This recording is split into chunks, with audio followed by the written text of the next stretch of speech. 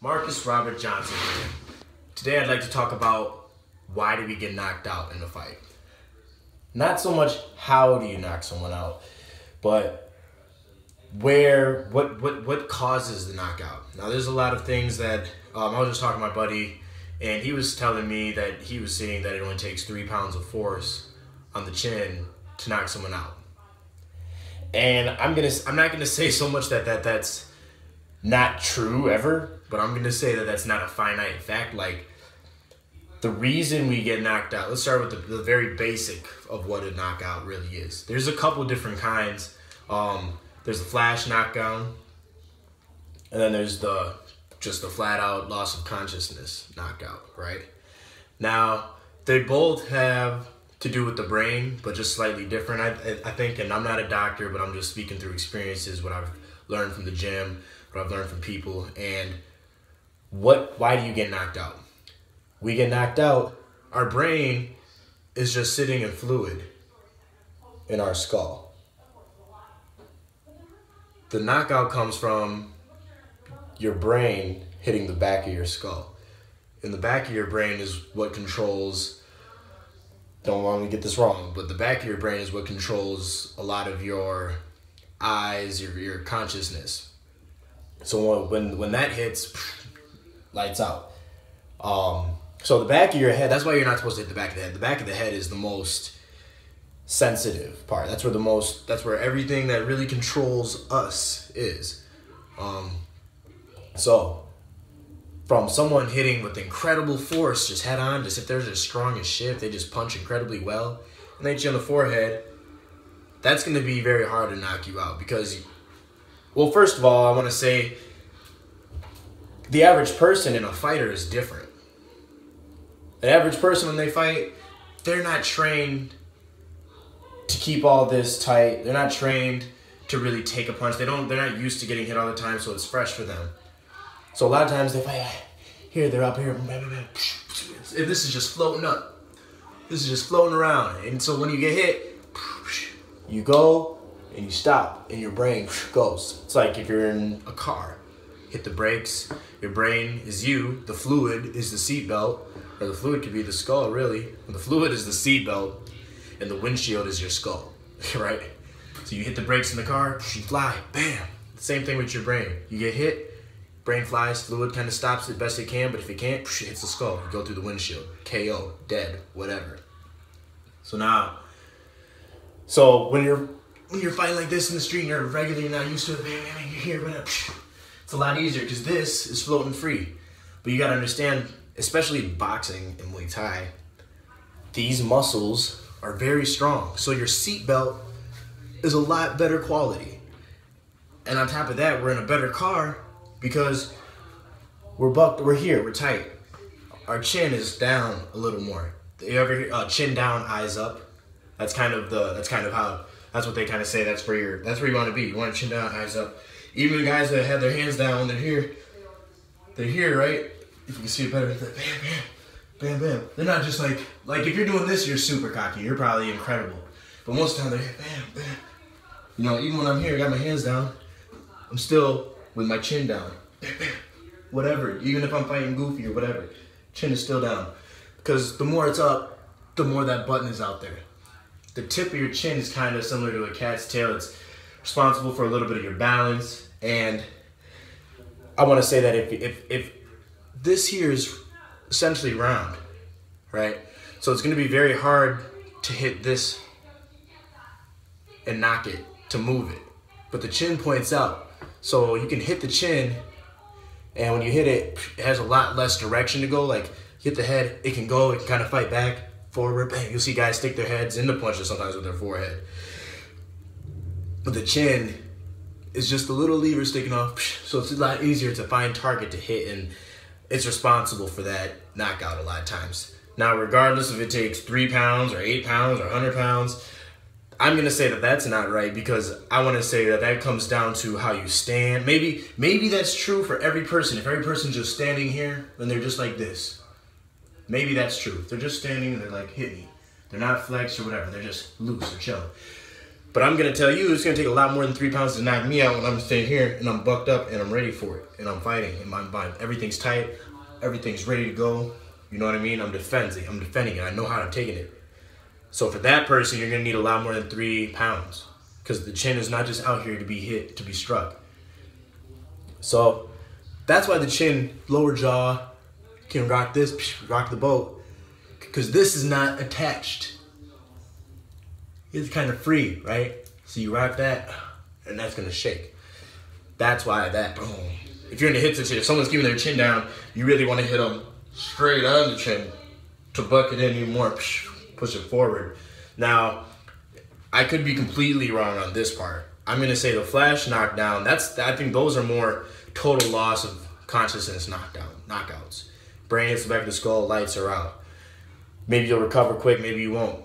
And I also want to say the brain, and also what's going to indicate what is going to contribute to you getting knocked out more or less is the amount of times you've been knocked out. Your brain is very sensitive compared to the rest of the things on our body. Like, these are built to take damage. This is built to withstand. Our brain is soft, silly putty soft. It's soft, right? So when it hits your skull, it bruises.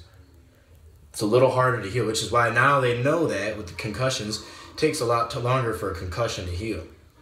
Essentially, your brain is bruised and it needs to heal. So if you get a concussion, you get knocked out, and you don't take a couple weeks or a month or however long, everyone's different. Everyone's very different. Everyone's physiology is very different.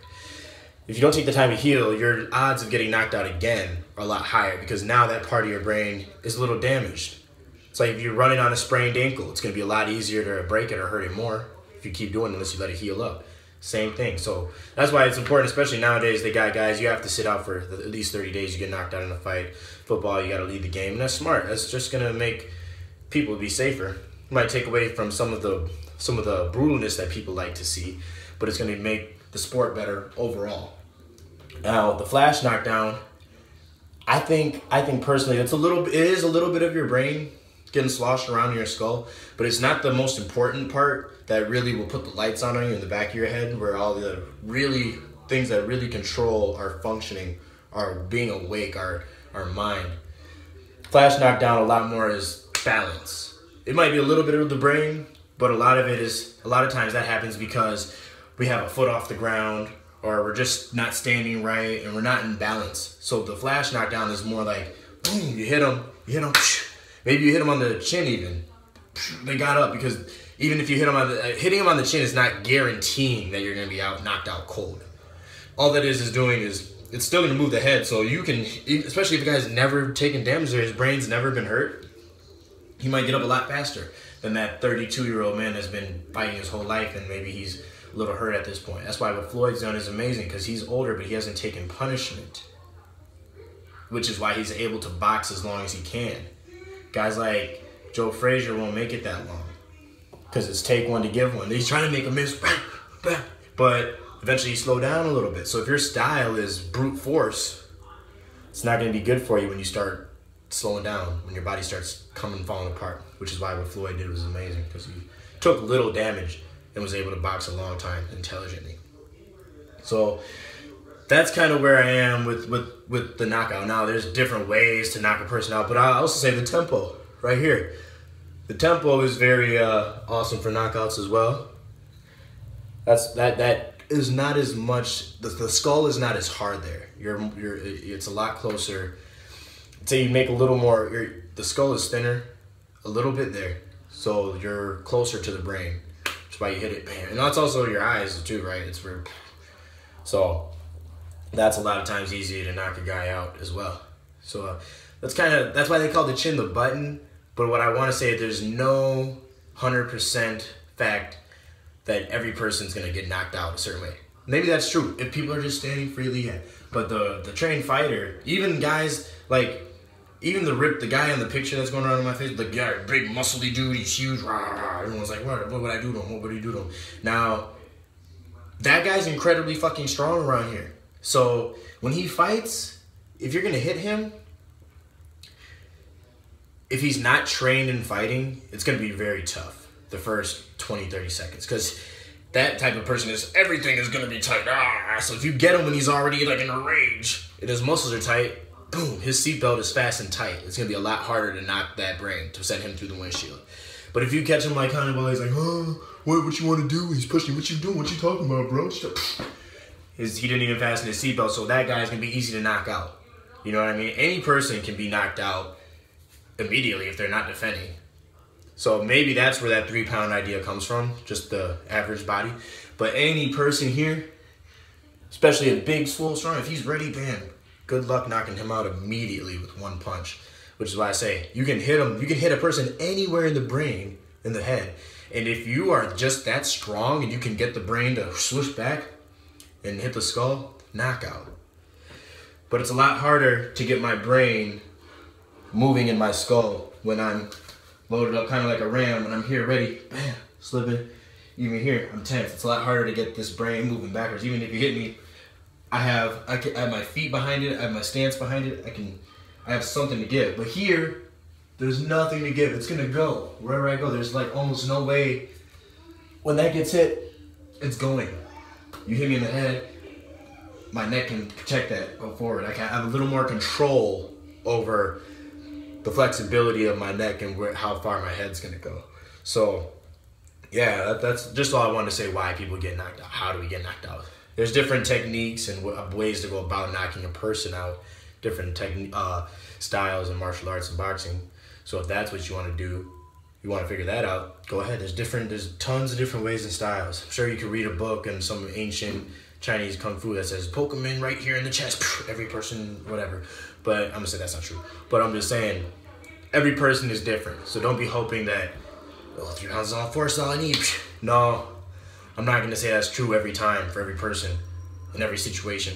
Maybe for this guy that's just walking down the street, he doesn't know what's coming, 3 pounds all you need. But even the guy that's right here, he's ready to go, bam, you're gonna take a little more than three pounds or get lucky.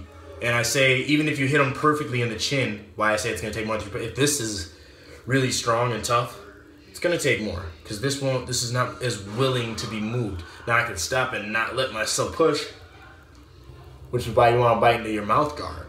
You wanna bite down. Because if you don't, that's how you get a broken jaw, and that's how you move the head easier. This is very weak. So you gotta bite down, you gotta tuck your chin, eyes up, and you gotta be based, okay? So that's all I want to say. You get knocked out essentially because your brain hits the back of your skull, and bye-bye golden lights. So that's my piece on it. Love you guys. Peace and war to you. War for the day.